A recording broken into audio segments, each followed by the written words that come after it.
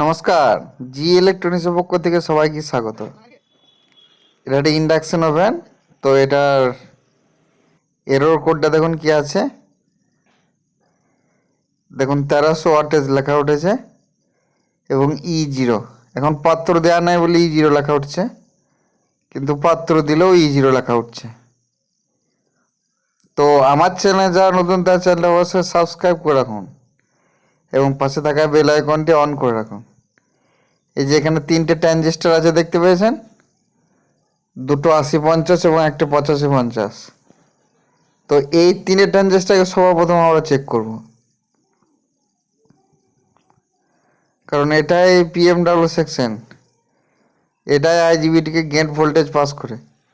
তো সর্বপ্রথম আমরা এই তিনটেকে চেক করব, কারণ এই তিনটে মূল বিষয়। সর্বপ্রথম এরা এই E0টা বেশি হয় এখান থেকে।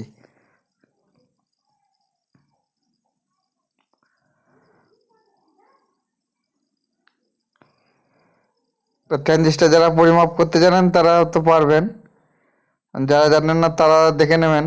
দেখুন কিভাবে মাপছি। তো এটা ঠিক আছে, তারপর একটা মাপ এবার।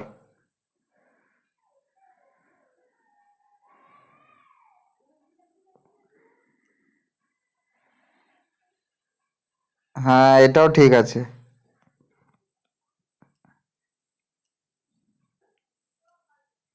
এটাও ঠিক আছে। এবার আমরা কি দেখবো দেখি একবার। এবার আমরা যেটা দেখব, আইজিবিটির মাঝের পিনের এই যে একটা রেজিস্টার আছে, দেখুন জায়গাটা দেখিয়ে দিচ্ছি। এই যে আইজিবিটির মাঝের পিন, অর্থাৎ ড্রেন পিন, ড্রেন পিনের একটা রেজিস্টার আছে। তো এই রেজিস্টারটাকে আমরা একবার মেপে দেখব। আর তোলা হয়ে গেছে। এটার ভ্যালুটা দেখি কত আছে, বাড়া কমা হয়েছে কিনা। হ্যাঁ, এটা ঠিকই আছে, 820 কে।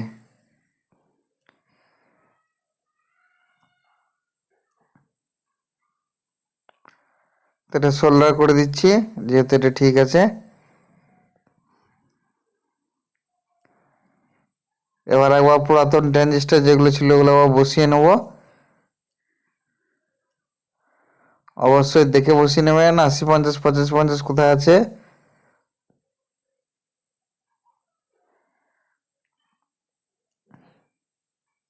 হ্যাঁ, তো বসানো হয়ে যাবে। এটা লাস্ট। হ্যাঁ, এটা বসানো হয়ে গেছে। এবারে কি করব আমরা, এই যে আইজিবিটি আছে, এই আইজিবিটিটাকে আবার চেঞ্জ করে দেখবো। অনেক সময় ইমিটার আর গেট পিন শর্ট হয়ে যায়, যে কারণের জন্য E0 দেখা দেয়। তো এইটা আবার চেঞ্জ করে দেখবো। তাই আমরা নতুন আইজিবিটি লাগিয়ে নিয়েছি। এবার স্ক্রুগুলো লাগিয়ে নেবো, নাহলে লুজ হয়ে গেলেই বাস আইজিবিটি শেষ।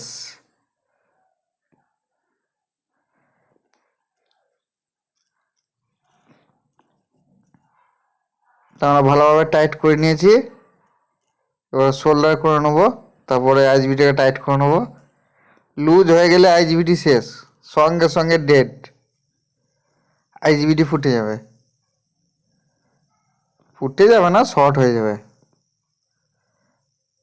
তো এবার একবার থিনার সাহায্যে বোর্ডটা পরিষ্কার করে নিই, নাহলে দেখতে খারাপ লাগছে। তো পরিষ্কার হয়ে গেছে বোর্ডটা।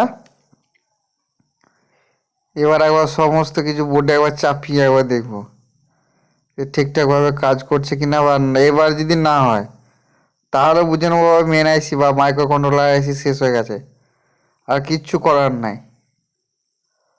এই মাইক্রো কন্ট্রোলার আইসি এবারে নষ্ট হয়ে যাবে। এটা লাস্ট, মানে আর কিছু দেখার কিছু নাই।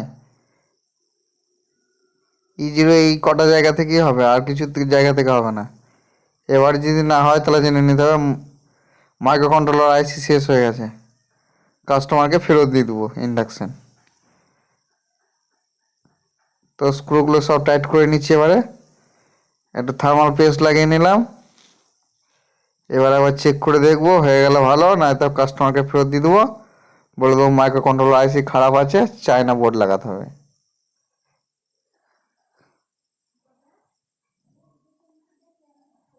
হ্যাঁ, তো দেখুন 1308 লেখা উঠেছে এবং গরম হচ্ছে।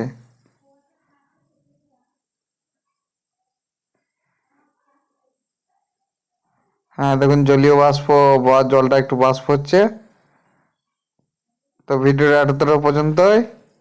যদি ভালো লাগে একটা লাইক করবেন এবং সাবস্ক্রাইব তো অবশ্যই করে রাখুন এবং পাশে থাকা বেল আইকনটি অন করে রাখুন, যাতে নতুন ভিডিও নোটিফিকেশন সবার আগে আপনাদের কাছে পৌঁছে যায় এবং প্রত্যেকটা ভিডিও দেখতে থাকুন। নমস্কার, ধন্যবাদ, নমস্কার।